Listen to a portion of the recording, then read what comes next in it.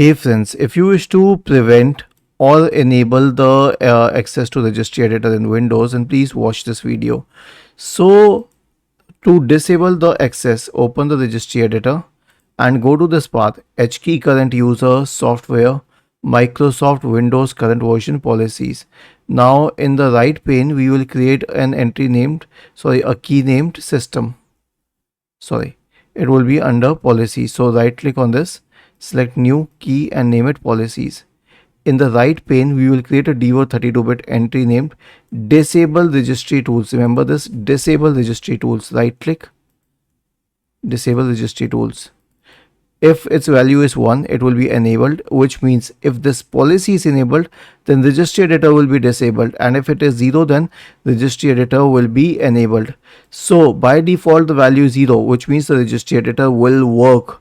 If I change it to 1 and click on OK, I will lose access to the Registry Editor. Now one may say, if I have lost access to the Registry Editor, then how will I enable it later? Because to enable it, I need to enter the Registry Editor. So here's what you can do. There is a command line which can help you change this. It will work. So copy this command line. I will mention it in the description section of the video. Search for command prompt in the Windows search bar and click on run as administrator.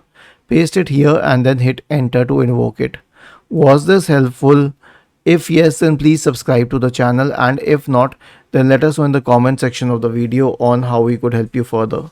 Thank you for watching this video and have a nice day.